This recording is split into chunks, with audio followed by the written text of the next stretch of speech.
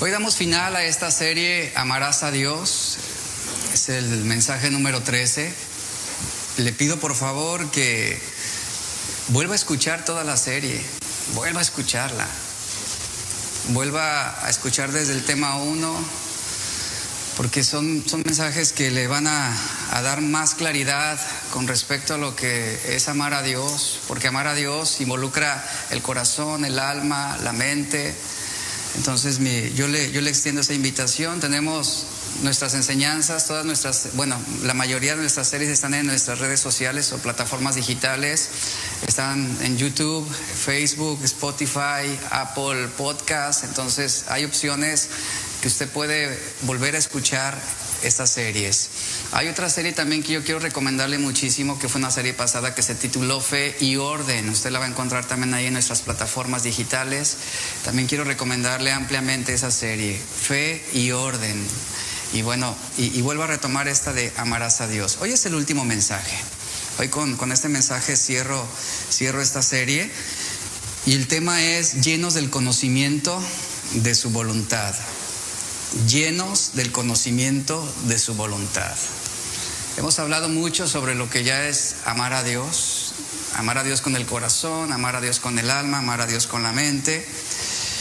Y en esta etapa final de esta serie hablamos sobre la importancia de tener una mente pura para amar a Dios de una manera correcta, incondicional. Y amar a Dios con la mente, déjeme dejarle esto en claro, no es tener una mente positiva. Amar a Dios con la mente no es hacer una confesión positiva, tampoco es llevar a la mente a un pensamiento optimista sobre lo que queremos que sea nuestra vida. No es eso ya raya más en lo metafísico. Hemos hablado sobre cómo amar a Dios con nuestro corazón, ya lo mencioné, cómo amar a Dios con el alma, con la mente. Y amar a Dios con nuestra mente requiere una disciplina sobre la cual pocas veces nos interesamos. En el mundo y aún dentro de muchas iglesias se habla mucho sobre disciplinar el cuerpo, los hábitos, la voluntad, pero no la mente. Recuerden que nuestra mente es ese eslabón débil de la cadena. Y la Biblia nos habla mucho sobre esto, bastante. Al escribir en 1 de Pedro 1:13, el apóstol Pedro dijo lo siguiente: ceñid los lomos de vuestro entendimiento, sed sobrios y esperad por completo en la gracia que se os traerá cuando Jesucristo sea manifestado. El apóstol Pedro está diciendo, ciñan los lomos. La palabra lomo se refiere al cinturón, a un cinturón que se utilizaba en aquellos tiempos.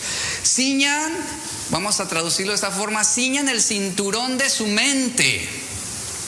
En el primer siglo, tanto hombres como mujeres utilizaban túnicas largas, y cuando ellos eran confrontados o se veían en una situación que representaba una amenaza, ellos tenían dos opciones: o peleaban o escapaban. Pero antes de tomar la decisión sobre lo que harían, ellos primero tenían que inclinarse, hacer esta acción. Se inclinaban, agarraban el dobladillo de la túnica y la levantaban entre sus piernas y la metían en el lomo, vamos a decirlo, en el cinturón. ¿Por qué motivo? Porque al meter esa túnica en el cinturón, ellos ya estaban preparados para luchar o correr sin el temor a tropezar con sus túnicas. Esa es la expresión y la idea que Pedro está ilustrando aquí. En la versión Reina Valera actualizada, este verso se lee así: por eso, con la mente preparada para actuar y siendo sobrios, poned vuestra esperanza completamente en la gracia que os es traída en la revelación de Jesucristo. Yo quiero hacer énfasis a cómo se traduce en la Reina Valera actualizada: con la mente preparada para actuar. La versión Traducción Viviente lo dice así: así que preparen su mente para actuar y ejerciten el dominio propio. La frase con la mente preparada para actuar es muy significativa. Debemos ceñir nuestra mente, es lo que está diciendo. Debemos poner nuestra mente en condición de batalla para no tropezar, para no vernos vulnerables ante una amenaza o un ataque. La mente es una importante herramienta en la batalla en contra de los tres principales enemigos del cristiano, que son la carne, el mundo y Satanás. ¿Cómo preparamos nuestras mentes para una acción en contra de estos enemigos? Bueno, la Biblia tiene unas cuantas cosas que decir sobre esto y abunda sobre el tema. Y a lo largo de la carta del apóstol Pedro, él está recordando de una manera continua la importancia de cultivar una mente que sea dominada, una mente que sea controlada, una mente que esté preparada para actuar no conforme a los sentimientos y las emociones humanas, sino preparada para actuar de acuerdo a la verdad de Dios. Si como creyentes sumamos el dominio propio, seremos capaces de disciplinar no solo lo que estamos haciendo, sino también lo que estamos pensando y lo que estamos sintiendo. Esto referente a las emociones. Y cuando ejercemos ese dominio propio, no seremos arrastrados fácilmente por cualquier ideología, por cualquier pensamiento o por cualquier pasión desbordada.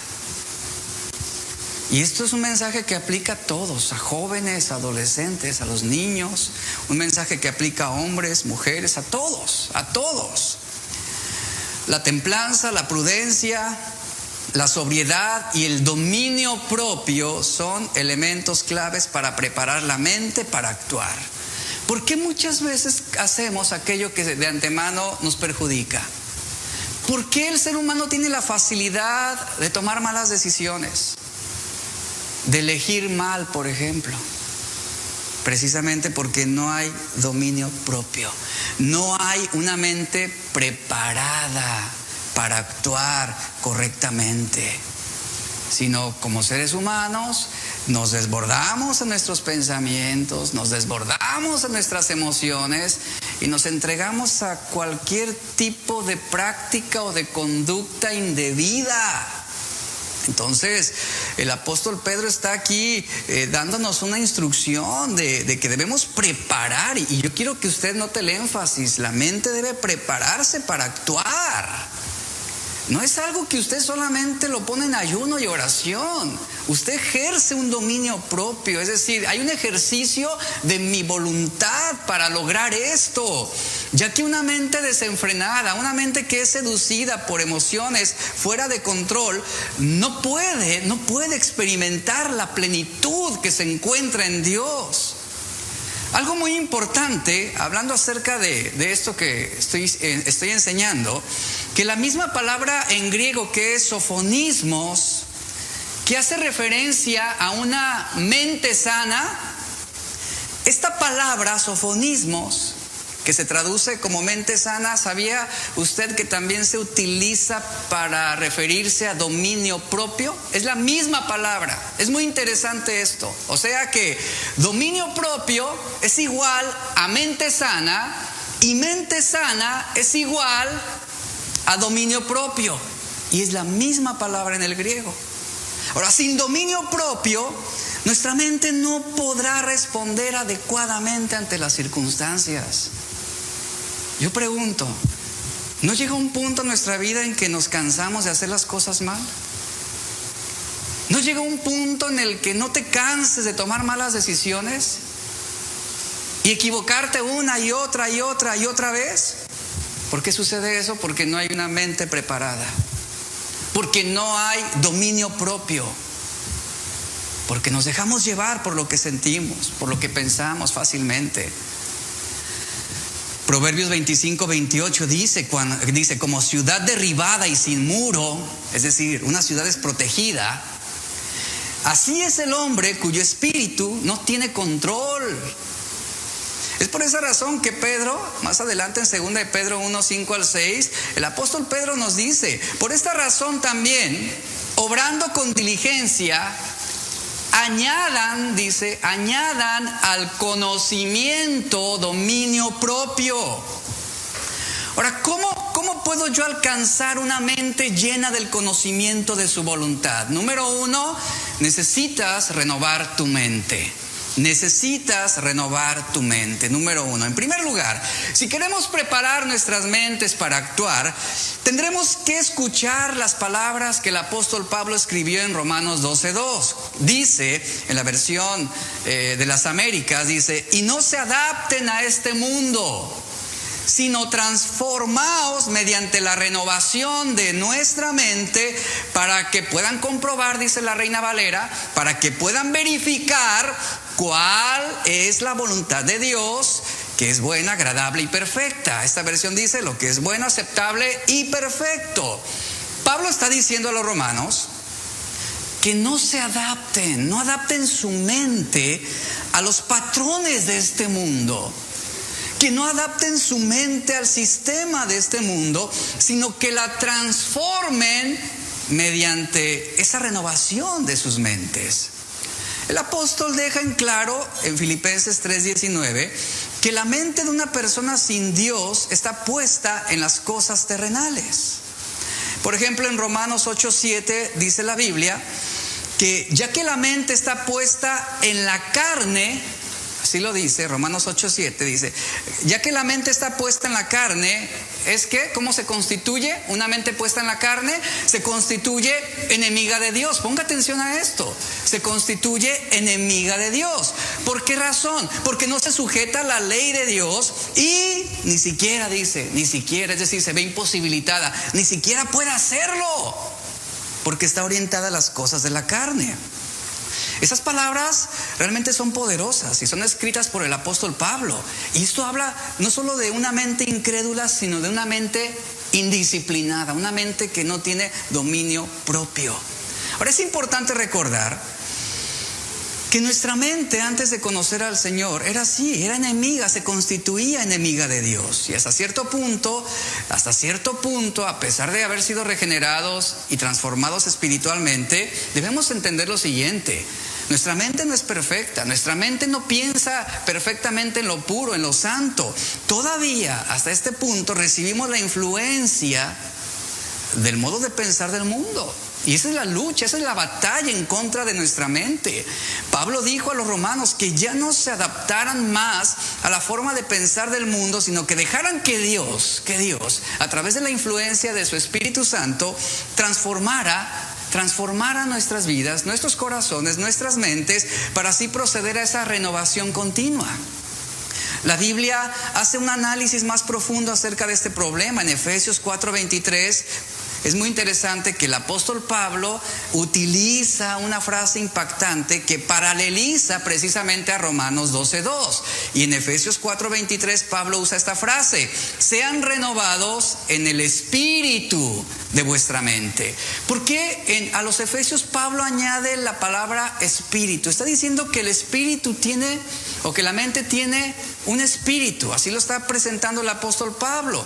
Ahora, ¿qué significa el espíritu de vuestra mente según lo que Pablo escribió en Efesios 4:23? La respuesta es muy clara. La respuesta es que la mente humana no es una computadora, una máquina sofisticada que procesa datos y que luego esa mente fielmente presenta esos datos al corazón de una manera emocionalmente apropiada. No es así. Sino que la mente, si no hay autocontrol, si no hay dominio propio, la mente dará libertad a todo tipo de pensamiento. No es algo que procese y diga, eso sí permito que entre, esto no. Ella permite que todo entre. Nosotros somos los que debemos ejercer ese dominio propio. Ahora, la mente tiene un espíritu. ¿Qué significa esto? Es lo que Pablo está diciendo. En otras palabras, nuestras mentes tienen algo que solemos llamar o que conocemos como mentalidad. Escuche esto. Hay una diferencia entre tener mente y adquirir una mentalidad. Es decir, esto quiere decir que todos tenemos mente, pero por ejemplo en este lugar todos podemos tener una mentalidad diferente con respecto a algunos asuntos. Y eso es lo que está marcando aquí Pablo en Efesios 4:23. Y cuando nosotros tenemos esa mentalidad, habla sobre la inclinación que hay hacia nuestros pensamientos, hacia aquello que aprobamos. Entonces, el hecho de que tengamos todos mente, pero que formemos una mentalidad, significa que no solamente tenemos una opinión, sino que tenemos un punto de vista. Significa que no solo tenemos el poder de percibir y detectar, sino al tener la mente, como dice Pablo, espíritu, también significa que tenemos una postura, que establecemos una conducta, una orientación, una actitud, una inclinación. Eso hace la mentalidad. Eso hace la mentalidad. Todos poseemos una mente, ciertamente, pero cada uno de nosotros desarrolla una mentalidad. Y es sobre esto que debemos disciplinar nuestra mente, que debemos prepararla para actuar sobre esa mentalidad que desarrollamos. Ahora, si nosotros desarrollamos esa mentalidad sobre la base de las filosofías humanistas o sobre pensamientos contrarios a la Biblia, vamos a apartarnos de Dios, vamos a pensar en discrepancia con la verdad de Dios. Por eso nuestra mentalidad debe ser desarrollada sobre la verdad de Dios, sobre la palabra de Dios. Y el conocimiento de esa verdad nos ayudará a ejercer dominio propio sobre aquellas cosas que representen una amenaza a nuestra integridad y nuestra pureza mental. Y todos podemos desarrollar, por ejemplo, una serie de ideas. Sobre eso se establece también la mentalidad. Todos tenemos gustos diferentes, preferencias, convicciones, y todo eso conforma una visión general que nosotros tenemos tanto de la vida, del mundo y Dios. A eso Pablo se refiere cuando dice espíritu de nuestra mente. Y Pablo está instando, tanto en Romanos como en Efesios, a que renovemos nuestra mente, que seamos renovados en nuestra mente y que seamos renovados en el espíritu de nuestra mente. Es decir, así como es importante la renovación de nuestra mente, es también importante desarrollar una mentalidad correcta de las cosas. ¿Qué es lo que usted piensa con respecto al matrimonio, por ejemplo? ¿Qué es lo que usted piensa con respecto a la infidelidad? ¿Qué es lo que piensa del orgullo? ¿Qué mentalidad usted tiene con respecto a la venganza? Habrá alguno que diga, es permitida porque el que me la hace, me la paga. ¿Se da cuenta? Es una mentalidad inclinada hacia ese punto. Entonces nuestra mente inevitablemente debe someterse a un proceso de renovación. Los pensamientos nos gobiernan durante todo el día. Ahora, sin usted decidirlo, escuche lo siguiente: usted dedica mucho tiempo a pensar. ¿Y sabe algo? Como cristianos, dedicamos más tiempo a pensar que a orar. Esa es la verdad. Pensar no es orar, ¿sí? Pensar no es estar orando.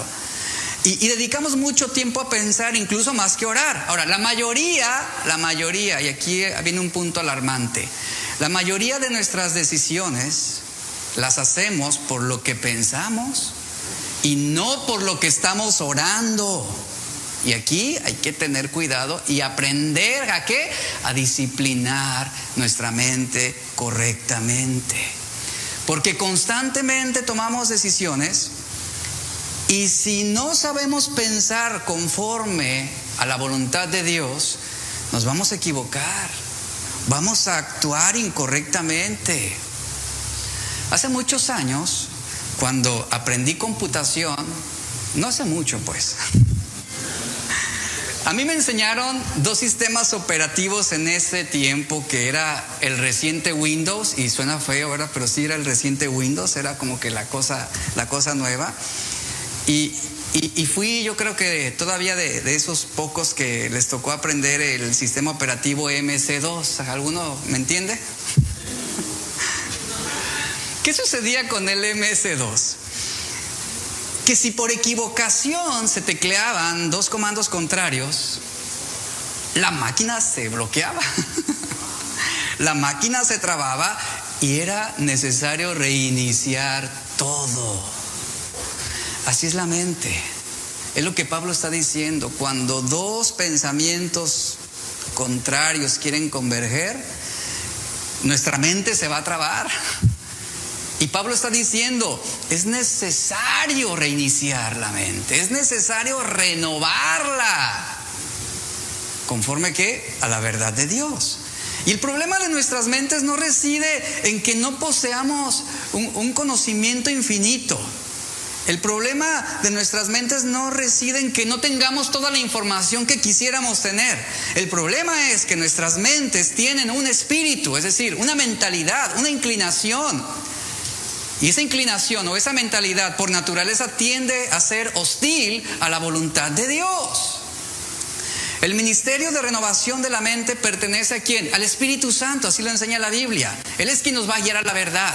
Él es quien va a convencernos de pecado. Y en la medida en que nos rendimos a Él, en la medida en que somos sumisos a su voluntad, Él va a cambiar, Él va a ayudarnos, Él va a influir en nosotros para que cambie nuestro modo de pensar, pero también nos va a convencer de nuestros pensamientos indebidos y nos va a guiar en los caminos de Dios hacia una mentalidad correcta sobre todas las cosas.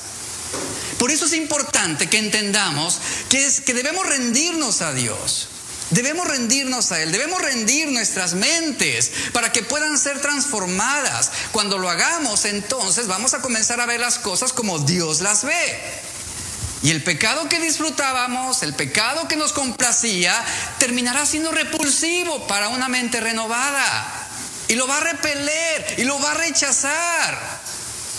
Pero esto, como dice el apóstol Pablo, necesitamos ejercer el dominio propio para tener una mente preparada que actúe con integridad, que actúe a favor de la verdad. En Colosenses 3:10 precisamente nos habla de esto el apóstol Pablo, que debemos ser revestidos del nuevo hombre, dice, el nuevo hombre, el cual conforme a la imagen del que lo creó, se va renovando día a día hasta el conocimiento pleno. Quiero que entienda algo. No, el conocimiento pleno no nos llega de repente como una luz fulminante. Es algo que se va renovando, se va desarrollando, y nuestra mente requiere esa renovación. Requiere que día a día nos conformemos a las palabras de Dios, a la imagen del que nos ha creado. Eso es la renovación diaria.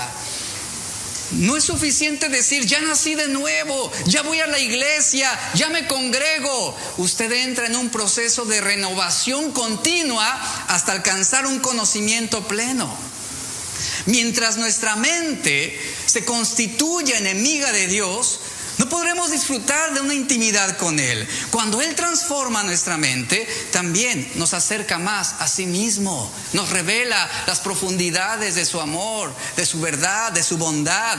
Iglesia, si queremos amar a Dios con toda nuestra mente, debemos aprender a someternos a la obra del Espíritu Santo. Porque necesitamos que Él renueve esa área de nuestra vida. Necesitamos que Él la renueve. Y nuestra mente, una mente no regenerada, se puede constituir en nuestro peor enemigo, como ya lo hemos visto. Ya lo hemos visto. Punto número 2, hablando acerca de, para ser llenos del conocimiento de su voluntad, necesitamos llevar nuestros pensamientos cautivos. Llevar nuestros pensamientos cautivos. Hasta el momento ya hemos visto un poco sobre el papel del Espíritu de Dios en la renovación de la mente, la importancia que Él ejerce, esa influencia, la importancia de acercarnos a Él. Y nosotros también tenemos aquí, no todo es responsabilidad de Dios respecto a esta renovación. Nosotros también tenemos un papel importante que desempeñar. Y se requiere carácter, se requiere disciplina, se requiere decisiones correctas. Observe la exhortación del apóstol Pablo en 2 Corintios 10:5. Dice, derribando argumentos. ¿Qué tipo de argumentos? Los argumentos que se asientan en la mente. Derribando argumentos y toda altivez que se levanta contra el conocimiento de Dios. Dice, y llevando cautivo. Esa palabra cautivo es apresar, aprisionar. Eso es lo que se transmite. ¿Qué debemos hacer? Aprisionar todo pensamiento a la obediencia a Cristo. Apresar mantener cautivo, es decir, ahí es donde se ejerce el dominio propio para lograr esto. Pablo dijo a los corintios que debían llevar cautivo todo pensamiento. ¿A dónde? A la obediencia a Cristo, orientado hacia la voluntad de Dios. Y consideremos la inmensidad de esa tarea por un momento. ¿Cuántos pensamientos pasan por su mente en el curso de un día? ¿Cuántos? Son infinitos realmente, no podríamos contarlos, no podríamos enumerarlos. ¿Ha llevado usted la contabilidad de sus pensamientos algún día? Es imposible, no puede.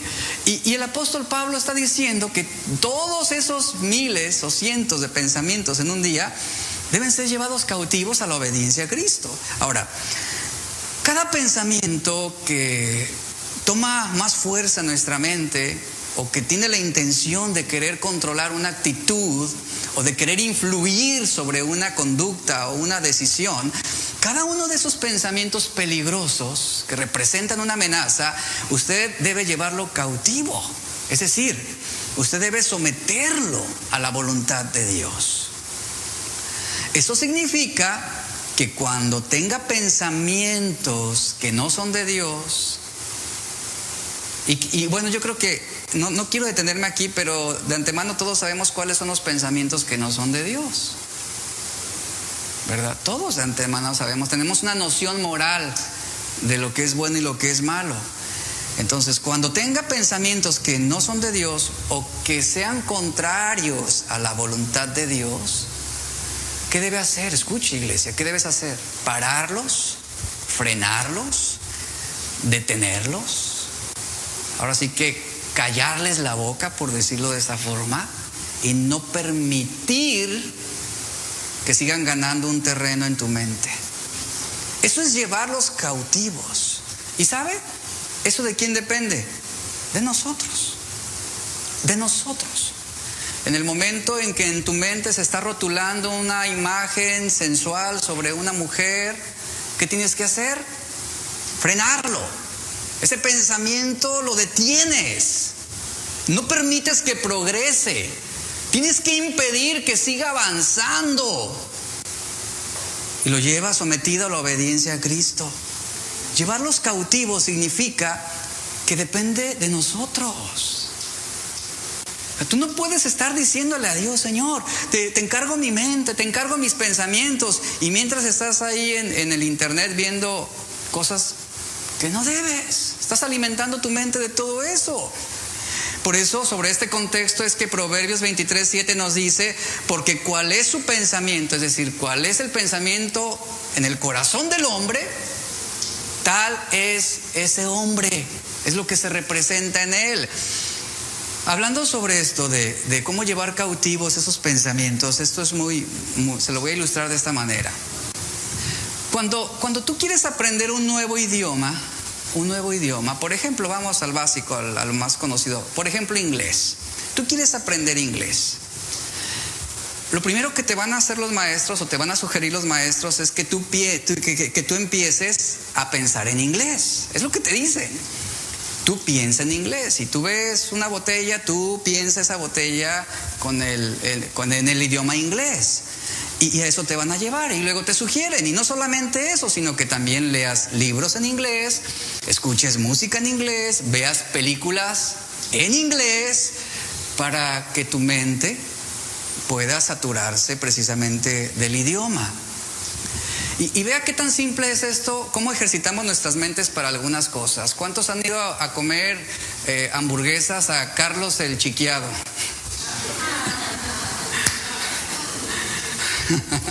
El Cars Jr., ¿no? o no le dices a tus hijos: vamos a ir a comer al rey de la hamburguesa. No, pues Burger King, ¿no? Eso es una mente ya, ahora sí que alimentada de ese idioma inglés. Y nadie decimos esto: pues vamos a echarnos unas hamburguesas ahí al Carlos Chiquiado, ¿no? Al Chiquis. No decimos eso. Eso es la renovación de una mente. Entonces, tenemos que cambiar, tenemos que alimentar nuestra mente. Y te dice el maestro: tú tienes que pensar todas las cosas en inglés. Ahora, esto asume un gran reto. ¿cierto? ¿Quiénes han pasado en este proceso? Porque cuando tú comienzas a querer pensar todo en inglés, todo lo piensas en español, todo. Es inevitable. Todo lo piensas en español. Pero si tú quieres progresar, ¿qué tienes que hacer? Detener esos pensamientos en español. Es lo que tienes que hacer. Y obligarte, fíjate, aquí viene el ejercicio de la voluntad, del dominio propio, y te obligas a pensar las cosas en inglés. ¿Cuál es el objetivo de este ejercicio? El objetivo es meter el idioma en tu mente. Es eso, entrenar tu mente para que piense en inglés. El apóstol Pablo estaba exhortando a los corintios a detener cualquier pensamiento que no glorificara a Cristo y llevarlo a la sumisión de la voluntad de Dios. Esto requiere reeducar nuestra mente para que se enfoque en aquellas cosas que son de Dios y evitar o excluir o rechazar aquellos pensamientos que desagradan a Dios. En el transcurso del día, fíjate esta pregunta: ¿cuántos pensamientos identificas tú que glorifiquen a Cristo? Ahora, ¿cuántos pensamientos identificas tú que deshonren a Cristo? Son más los que te acosan para que tú deshonres a Dios. Son más. Porque la inclinación de la mente es siempre estar viendo hacia lo indebido, hacia lo malo, hacia lo fácil, hacia la traición, hacia el fraude, hacia el engaño, hacia la mentira. Esa es la inclinación de la mente. Por eso se ejerce esa batalla constante. Aún durante la noche tu mente está constantemente trabajando, circulando esa información que recopiló durante el día. Así es como trabaja. Y Pablo está siendo muy claro y muy conciso. Debemos evitar esa clase de pensamientos que desagradan a Dios. Los científicos están en desacuerdo sobre la cantidad de pensamientos que tenemos cada día. Pero todos están de acuerdo en que son miles de pensamientos que acosan nuestra mente día a día. Miles. Y lo que somos es formado a cada momento por los pensamientos que permitimos. Y escuchen lo que le estoy diciendo. ¿Qué permitimos? No que el diablo los metió. Eva permitió que el pensamiento de comer el fruto prohibido entrara no solo en su mente, sino en su corazón. Ella lo permitió. El diablo nada más sugirió. Entonces, es importante que podamos entender esto. Pensamientos que dejamos entrar en nuestra mente y en nuestro corazón. Y no podemos responsabilizar a Dios de lo que pensamos. Pero aquí viene esta pregunta: ¿cómo podemos controlar los miles de pensamientos que entran en nuestra mente cada día? ¿Qué hacemos con aquellos pensamientos que no son agradables a Dios? Tan fácil como esto. Cuando te encuentres en una situación que te está invitando a quejarte, tú necesitas parar esos pensamientos. ¿Qué es lo contrario de la queja? La gratitud. Y llena tu mente de gratitud. Agradece. La Biblia nos dice que demos gracias a Dios. ¿Por qué? Por todas las cosas. Y detienes ese pensamiento inmediatamente. Cuando te encuentres pensando mal de alguien, que comiences a pensar mal de alguien, ¿qué tienes que hacer? Lo mismo, detén ese pensamiento y ve las cosas buenas que hay en esa persona a la cual te sientes tentado a criticar y a juzgar. Y así es como comienzas a invadir tu mente, tus pensamientos con cosas buenas, cosas que agradan a Dios, ¿verdad? Si en algún momento alguien te cae gordo, ¿qué haces? Pues llenas tu mente de pensamientos buenos sobre esa persona. Así funciona esto, es muy simple. ¿Pero qué requiere? Dominio propio, requiere disciplina. Y algunas veces es lo que no queremos, esforzarnos. Y esto es como lo siguiente. Vamos a pensar rápidamente un ejercicio aquí rápido. Piensa en una situación en la que alguien te ofendió. Mira, algunos ya se les hicieron hasta el ceño. Ay, ¿para qué me lo recordaste? Piensa en esa persona que te lastimó y que te traicionó y que te robó. Saquen la furia, ¿verdad? Piensa en alguien que te ha ofendido. Inmediatamente, ¿sabes qué va a surgir? Inmediatamente va a surgir pensamientos negativos y de queja. Inmediatamente. O sea, no es algo que filtras. ¡Pum! Brotan. Y esos pensamientos, hasta este punto, fíjate, hasta este punto, o muchos de esos pensamientos hasta este punto, solamente están tentando tu mente. ¿A qué me refiero con esto? Que aún tú no has llegado a un punto a lo mejor de odio, de amargura o resentimiento. Simplemente es un pensamiento que está circulando ahí en tu mente, está tentando tu mente. Ahí en ese proceso tú tienes la oportunidad de hacer algo al respecto antes de que entre a tu corazón y que ese pensamiento se convierta ya en una parte de ti que comience a influir en tus emociones, en tus sentimientos y en tus decisiones. De todos tenemos la oportunidad de que no nos invada. Y son estos pensamientos los que debemos llevar cautivos, escucha, cautivos, eligiendo obedecer la palabra de Dios. Por ejemplo, Filipenses 2:14, ante una situación como esta, que te ves provocado a hablar mal de alguien, o Filipenses 2:14 nos dice que hagamos todo sin murmuraciones y contiendas. Y eso detiene ese pensamiento. Eva, otra vez hablamos de Eva. Cuando hablé de Eva, algunos hombres me dijeron, bien, qué bien, que nos dices que Eva fue la culpable de nuestras desgracias, ¿verdad? Digo, no, también el bruto de Adán ahí le falló porque no puso alto, no se frenó y no le dijo no y no ejerció su liderazgo y tomó malas decisiones también. Y realmente esa necedad te lleva, ahora sí que nubla tu mente, ¿no? Te hace actuar neciamente, brutamente en muchos sentidos.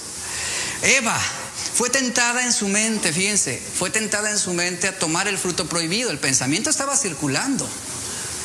Fue tentada en su mente a tomar el fruto prohibido. La tentación fue, serás como Dios y no morirás. Hasta ese momento, Eva solamente estaba siendo tentada en su mente. Tuvo la oportunidad de llevar esos malos pensamientos, escuche esto, de llevar esos malos pensamientos cautivos a la obediencia a Cristo. ¿Pero qué cree? No sucedió así. Ella permitió que esos pensamientos se convirtieran en malos deseos cuando entraron hasta su corazón, y cuando ella tomó, comió y dio a su marido, el pecado se consumó. Acán, otro hombre, al ser confrontado por haber tomado parte del botín de la conquista de Jericó, mismo que Dios ordenó que debía ser destruido, que nadie debía tomar nada, cuando él es confrontado en Josué 7:21, Acán dice, vi entre los despojos un manto babilónico, 200 monedas de plata, un lingote de oro que pesaba medio kilo, y él dice, los cuales codicié y tomé y los escondí enterrados en mi tienda. Al igual que Eva, también Acán fue tentado en su mente. Él vio, dice, ahí está la expresión, vio ese manto, vio las monedas de plata, el oro, vio todo eso. ¿Y qué hizo? Permitió que entrara en su corazón. No puso un alto, no lo rechazó. Otra versión dice sobre Acán que él dijo lo siguiente: los deseaba tanto, así dice esta versión, los deseaba tanto que los tomé. Y Acán no apresó, no llevó cautivos esos pensamientos de codicia, sino que los dejó en libertad. Ahora, ¿qué me dice sobre los pensamientos especulativos? ¿Sí sabe a qué me refiero con esos pensamientos especulativos? Son aquellos que se forman sin fundamento, sin base. Son aquellos que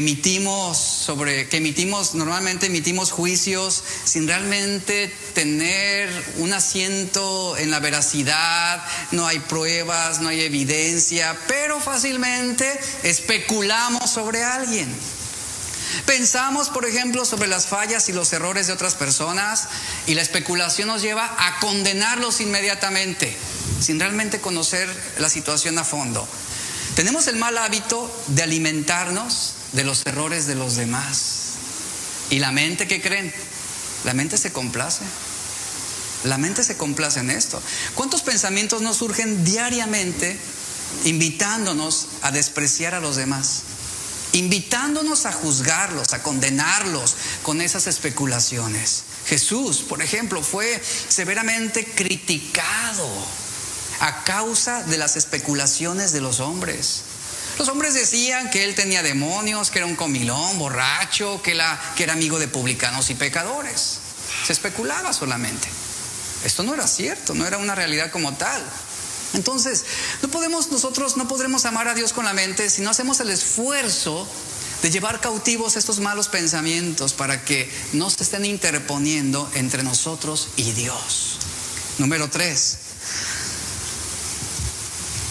Requerimos una mente llena del conocimiento de su voluntad. ¿Cómo llenar nuestra mente del conocimiento de su voluntad?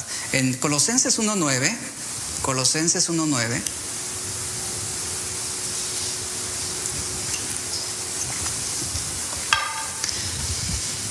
aquí vemos algo bien interesante. Dice, por lo cual también nosotros, ¿lo tienen? ¿O lo pueden leer en la imagen? Por lo cual también nosotros, desde el día que lo oímos, y yo quiero que note lo que dice ahí, no cesamos de orar por vosotros. Y luego dice, y de pedir. ¿Qué pedía? Que sean llenos, dice, que sean llenos del conocimiento de su voluntad en toda sabiduría e inteligencia espiritual. La oración de Pablo por los creyentes en Colosas es una oración orientada precisamente a esto que estamos hablando hoy. Pablo deseaba que los colosenses realmente pudieran amar a Dios con toda su mente, con todo su entendimiento. Y él está diciendo, él como apóstol, él como ministro, él como pastor espiritual, por decirlo así, él oraba por esta iglesia, oraba por esos creyentes. Y dice, y no me canso de orar por ustedes, no dejo de orar por ustedes y de estar pidiendo continuamente a Dios que sean llenos de ese conocimiento de su voluntad en toda sabiduría y inteligencia espiritual. Precisamente el punto aquí dice, ser llenos del conocimiento. ¿Dónde reside el conocimiento? En la mente. Que sus mentes sean llenas de ese conocimiento de la voluntad de Dios para que puedan adquirir sabiduría e inteligencia espiritual. Pablo pedía una cosa y él oraba fervientemente. Oraba para que las mentes de los cristianos en Colosas se llenaran con el conocimiento de la voluntad de Dios. El autor de Hebreos en el capítulo 13, versículo 18, dice lo siguiente: orad por nosotros. Note lo que dice ahí al principio. Orad por nosotros, porque confiamos en que tenemos una buena conciencia en todas las cosas. Dice, queriendo vivir honestamente, pero viene ahí un punto y luego dice, pero os ruego más bien que hagáis esto. ¿Qué? Oren por nosotros. No dejen de orar por nosotros. ¿Qué es lo que predomina en la indicación o en el deseo de Pablo a los colosenses? ¿Qué es lo que predomina? Su deseo es que sean llenos del conocimiento de la voluntad de Dios. Pero él dice, no ceso de orar por ustedes. Y yo le pido a Dios que venga esa llenura en sus mentes. Aquí lo que está predominando, si usted lo puede ver, es el tema de orar unos por otros. De orar unos por otros. En Primera de Crónicas 29, verso 18 al 19, también el verso lo puede leer conmigo en la pantalla. David dice lo siguiente: oh Jehová, Dios de Abraham, Isaac y de Israel, nuestros padres, dice, preserva esto para siempre, formando el pensamiento, remarco esa frase, dice, formando el pensamiento del corazón de tu pueblo y predispón su corazón hacia ti. Asimismo, da a mi hijo Salomón un corazón íntegro para que guarde tus mandamientos, tus testimonios y tus leyes, a fin de que hagan todas las cosas y edifique el templo para el cual yo he hecho preparativos. ¿Nota cuál era la preocupación de David aquí? Señor, forma un pensamiento, ve formando el pensamiento del corazón de tu pueblo, que su corazón esté predispuesto a tu voluntad, es lo que está diciendo. David oró por su hijo y como usted sabe, su hijo, ¿qué sucedió? Tomó malas decisiones. Su hijo en una parte de su vida fue el cumplimiento de esta oración, pero por otra parte, debido a que sus pensamientos, refiriéndome a Salomón, ¿qué pasó con los pensamientos de Salomón? ¿Hacia dónde se inclinaron? Hacia la idolatría, se inclinaron hacia convenios comerciales que implicaba casarse con otras mujeres. Y los pensamientos de Salomón se desviaron, fueron contrarios al corazón de Dios, y en ese sentido Salomón fracasó, porque no llevó cautivos muchos de esos pensamientos que lo acosaron. Pero vemos a David como su padre, él oraba por su hijo, para que fuera lleno del conocimiento de su voluntad. En la Biblia vemos, por ejemplo, que Booz oró por Ruth. Encontramos también a Daniel orando por Israel, Ezequiel orando por Israel, el profeta Isaías oró por el pueblo de Dios, David oraba por Israel y los justos en la tierra, y también por su hijo Salomón, como leímos. Elí, el sacerdote Elí, ¿por quién oró? Por Ana, por Ezequiel, por Esdras. Ezequiel y Esdras, ellos oraron por el pueblo de Dios. Ezequías, él oró por Judá. Job, ¿por quién oró? Por sus amigos. Recuerda que sus amigos lo tundían con críticas y lo estaban acusando y sentenciando de que él había hecho algo malo. ¿Y qué hizo Job? Oró por sus amigos. Moisés oró por Aarón y Miriam. ¿Cuándo? Cuando se sublevaron contra su autoridad. Nehemías oró por Judá. Salomón oró por Israel. Jesús oró por Pedro y por los otros discípulos. Y también Jesús oró por aquellos que lo mataron. En la cruz, ¿qué dijo Jesús? Padre, perdónalos. Ignoran tu voluntad. Esa es la expresión. No saben lo que hacen. Están ignorando tu voluntad. Qué tremendo, ¿verdad? Y ahí está Jesús orando también. Pablo oró por los cristianos. Filemón oró por Pablo. Epafras oró por los colosenses. Los cristianos en Jerusalén oraban por Pedro, quien estaba en la cárcel. Y así vemos cómo en la Biblia, muchos hombres en la Biblia estaban orando por otros. ¿Para qué? Para que fueran llenos de ese conocimiento de la voluntad de Dios, ya sea en la cárcel, ya sea en tribulación, ya sea en una situación de pecado, de engaño, de seducción. Ahí está la oración constante: Señor, que sean llenos del conocimiento de tu voluntad. Y a través de todo el Antiguo Testamento y todo el Nuevo Testamento vemos el patrón de líderes que eran piadosos y que oraban por aquellos que estaban siendo amenazados o aquellos que estaban siendo más frágiles, para que fueran llenos de ese conocimiento de la voluntad de Dios, lo cual les permitiría tomar decisiones correctas.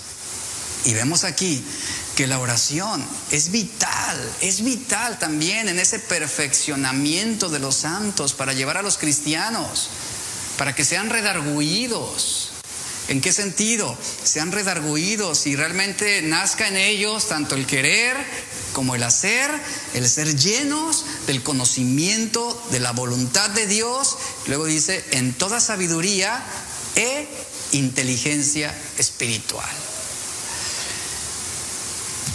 Como parte de esta congregación y lo que contribuimos a través de cada enseñanza, el esfuerzo que hacemos los que predicamos de poder ministrarlos a ustedes y presentarles la verdad de Dios, nuestra oración por cada uno de ustedes, por sus familias, por sus matrimonios, por sus hijos, de verdad rogamos a Dios que cada uno de ustedes sea lleno de ese pleno conocimiento de la voluntad de Dios, y que sea Dios también quien les conceda sabiduría. Santiago dice, si alguno carece de sabiduría, pídala a Dios. Y oramos para que Dios les conceda sabiduría y les conceda inteligencia espiritual. Inteligencia no es más que una comprensión sobre lo que a Dios le agrada, sobre lo que es la voluntad de Dios. En esta iglesia oramos porque cada uno de ustedes, junto con sus familias, vivan en conformidad a esa voluntad divina. Oramos porque sus pensamientos estén dominados por la conciencia de Dios y la conciencia de cómo Dios quiere que ustedes vivan. Esa es nuestra oración. Como vimos, el deseo del apóstol Pablo es muy claro. Él observaba que la iglesia era deficiente. Él sabía que esa deficiencia espiritual sería una fuente de errores constantes, de inestabilidades, de frustraciones, de malas decisiones. Y Pablo está orando. Y así como Pablo, también nosotros oramos por ustedes. Y ustedes también oren por nosotros. Que como familia podamos ser llenos de ese conocimiento de su voluntad. Y Pablo, algo importante aquí, Pablo está orando, pero también está pidiendo. Y Pablo dice, hay una cosa por la que lloro por ustedes. Hay una cosa, y esa cosa es que sean llenos del conocimiento de su voluntad. No solamente que la puedan conocer, sino que pueda llenarlos a ustedes, que pueda controlarlos. Ese era el objeto de la oración del apóstol Pablo. Ahora yo quiero hacer énfasis en lo siguiente. Pablo utiliza la palabra llenos del conocimiento. Llenos del conocimiento. Esta palabra llenos, Pablo está diciendo, quiero que sean llenos. Déjeme decirle algo. Usted puede conocer algo y no estar lleno de conocimiento sobre eso que conoce. No estar lleno de conocimiento.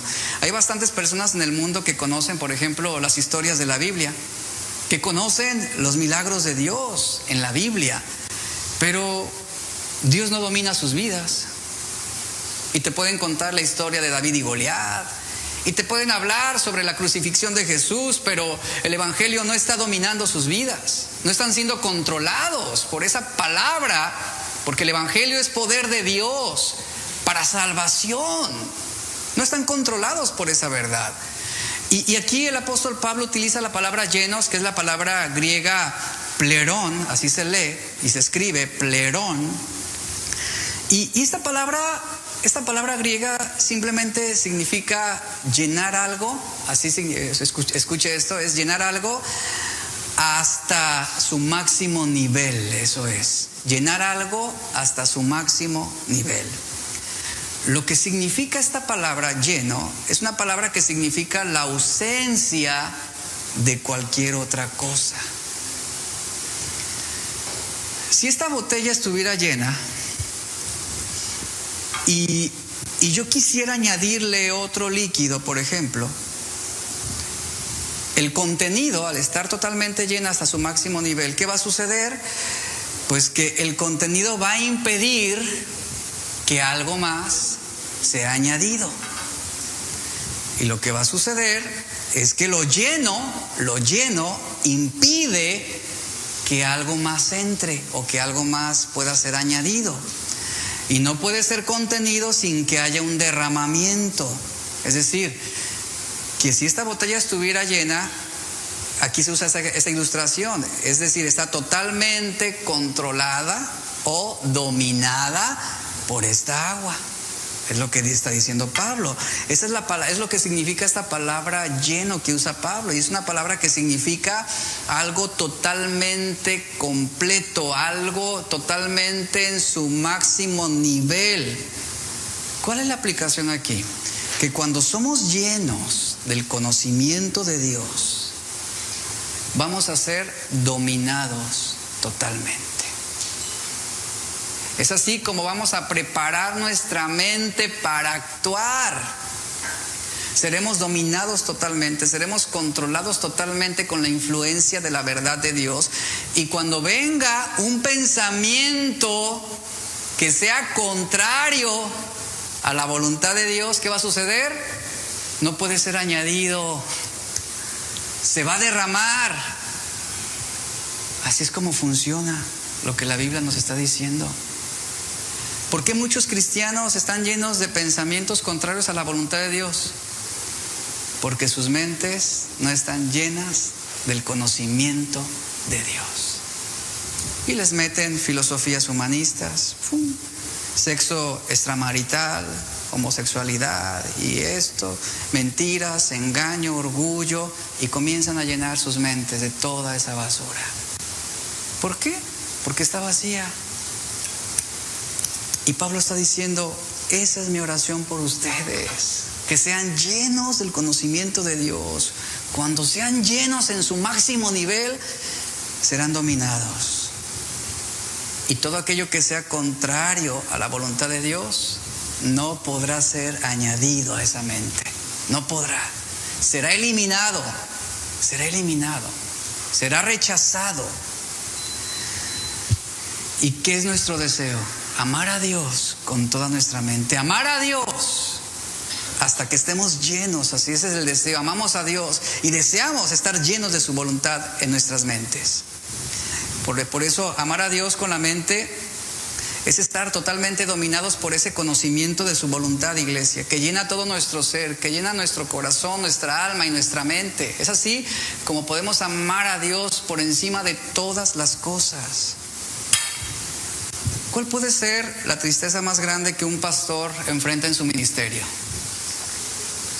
¿Sabe? ¿Sabe cuál es? ¿Cuál puede ser la tristeza más grande? Que la gente se conduzca o que la gente viva contrario a la voluntad de Dios. ¿Y por qué lo hacen?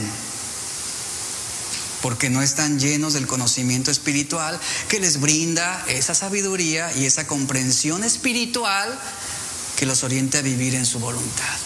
Por eso estamos aquí, iglesia, todos aprendiendo. Amar a Dios con la mente es conocer su voluntad. Jesús hizo de esto el centro de su vida. Por ejemplo, vemos en Jesús este ejemplo. Él dijo: vine a hacer la voluntad de mi Padre. En el huerto Él decía: no se haga mi voluntad, sino la tuya. Él le dijo a sus discípulos que su comida era, ¿qué? Hacer la voluntad del que lo envió. Él oró y enseñó a los discípulos a orar. ¿Cómo los enseñó a orar? Hágase tu voluntad. El apóstol Juan escribió y dijo: el que hace la voluntad de Dios permanecerá para siempre. Es decir, ese es el pensamiento que dominaba la mente de Jesús. Ese es el pensamiento que debe dominar nuestras mentes, el hacer la voluntad de Dios. Eso es ser llenos del conocimiento de su voluntad. El salmista declaró, Salmo 48, hacer tu voluntad, Dios mío, me agrada. Escuche esto, me agrada. ¿Por qué le agradaba? ¿Hacer la voluntad de Dios es tedioso, es aburrido, es enfadoso? Para quien no ha sido lleno del conocimiento de su voluntad, no lo será nunca. No lo será nunca. Y el salmista está diciendo: hacer tu voluntad, Dios mío, me agrada. Tu ley la llevo dentro de mi mente. Ahí está. La voluntad de Dios, cuando llegamos a ese punto, la voluntad de Dios ahora domina todo. Por eso es absolutamente crucial que un cristiano conozca la voluntad de Dios y que sea lleno de ese conocimiento de su voluntad. ¿Por qué? Porque ese conocimiento del que estoy hablando está directamente relacionado con la obediencia a Dios, que comienza con la mente. Con la mente. Si usted controla sus pensamientos, no le va a ser difícil tomar buenas decisiones. Así de sencillo. En Filipenses 4:8 el apóstol Pablo exhortó a los filipenses a disciplinar sus mentes para pensar en correspondencia con la voluntad de Dios. Y él dijo: por lo demás, hermanos, todo lo que es verdadero, todo lo honesto, todo lo justo, todo lo puro, todo lo amable, todo lo que es de buen nombre, si hay virtud alguna, si algo digno de alabanza, en esto piensen, en esto ocupen sus mentes. Termino con esta historia. ¿Ha leído usted El progreso del peregrino? Es un libro muy recomendable, muy, muy recomendable. Hay una película en YouTube también. En la historia del el progreso del peregrino, donde Peregrino, que es un personaje, y su amigo Esperanza, así se llaman, que Esperanza es también un personaje en la historia. Como ustedes saben, Peregrino es un cristiano que va de camino desde una tierra del olvido en busca de la ciudad celestial, es decir, va en busca del cielo, de esa comunión con Dios. Y en ese momento, dice la historia, viajando con un amigo llamado Esperanza, ambos tropiezan en el castillo de la duda, el cual es propiedad de un personaje que se llama el gigante de la desesperación. El gigante de la desesperación encarcela a Peregrino y a su amigo en un calabozo muy oscuro donde son atormentados. Y el progreso del peregrino, el libro lo narra de la siguiente manera. Dice: desde la mañana del miércoles hasta el sábado por la noche, sin un pedazo de pan o una gota de agua, ni luz o alguien que les pregunte cómo la están pasando, encontrándose lejos de amigos y conocidos. El gigante de la desesperación los golpeaba sin piedad dentro del calabozo. Luego, el gigante de la desesperación les aconsejaba y les decía: cometan suicidio, mátense. Les dice que no vale la pena continuar y que es mejor quitarse la vida. Al pensarlo, ellos comienzan a considerarlo, así dice la historia. Pero el amigo Esperanza, que era un instrumento útil para darle ánimo a Peregrino y decidir seguir viviendo y proseguir a su meta, dice que él estaba ahí animándolo, ayudándolo a que pensara correctamente. La historia dice que luego el gigante de la desesperación regresó y amenazó con quitarle la vida, describiendo a detalle la forma horrenda de cómo los quería matar y cómo lo ha hecho con otros. Así que tienen que pasar la noche con las heridas de las palizas despiadadas y las dudas y temores que se habían plantado ya en sus mentes. Así dice el libro. Pues bien, el pasaje continúa diciendo en esta historia: el sábado, dice, alrededor de la medianoche, los peregrinos comenzaron a orar. Peregrino y Esperanza en el calabozo oraron. Y continuaron en oración casi hasta el amanecer. Ahora, un poco antes de salir el sol, Cristiano, un poco sorprendido, se desató en este discurso apasionado diciendo: ¡qué tonto soy de estar en un calabozo maloliente cuando puedo caminar en libertad! Y dice Peregrino: tengo una llave en mi interior, una llave que se llama promesa, que estoy convencido que puede abrir cualquier cerradura del castillo de la duda. Entonces Esperanza dice: ¡qué buena noticia! ¡Sácala y pruébala! Luego descubren que la llave de la promesa puede abrir cualquier cerradura en el castillo de la duda. Dice la historia que entonces escapan del castillo. Han escapado del gigante de la desesperación, y el pasaje termina diciendo lo siguiente: y luego fueron y llegaron al camino del rey otra vez y estuvieron seguros. Esta historia habla de la prisión que puede haber en nuestras mentes, al punto que podemos llegar de considerar tomar malas decisiones en nuestra vida por ese acoso. Podemos permitir que nuestras mentes se enfoquen en muchas cosas malas en esta vida. Podemos pensar en cosas que no son de Dios y ocupar nuestras mentes en cosas como el miedo, como la incredulidad, como injurias, lujurias, como malicia, como prácticas pecaminosas. Es fácil permitir que nuestras mentes se mantengan ocupadas en las heridas del pasado, en que otras personas nos han lastimado o nos han herido, nos han provocado, nos han ofendido. Podemos permitir que nuestras mentes se distraigan con cosas que están deshonrando a Dios. Sin embargo, vuelvo a Pablo. Pablo desafió a los filipenses a que pusieran sus mentes en aquellas cosas que fueran justas, puras, amables, de buen nombre, virtuosas, dignas de alabanza. Y reiteró: piensen en esto, ocupen su mente en estas cosas. Y cualquier cosa que no encaje con esos criterios tiene que ser desechado, tiene que ser destruido, tiene que ser borrado de nuestras mentes. Y a veces una manera en cómo lo eliminamos es perdonando, es amando, es mostrando misericordia, es siendo pacientes. Los creyentes debemos disponer nuestra mente, debemos disciplinar nuestra mente para pensar qué cosas vamos a permitir que nos controlen. ¿Quién nos va a gobernar? ¿Quién va a dominarnos? Yo creo que el deseo de todos nosotros es que nuestra mente sea controlada por el conocimiento de su voluntad. En esto pensemos, iglesia. En esto piensen. Resolución número 13 y última de esta serie es: amar a Dios con nuestra mente también implica llenar nuestras mentes con el conocimiento de su voluntad, mediante el estudio cuidadoso de su palabra, para saber cómo debemos agradarle. Póngase de pie, por favor.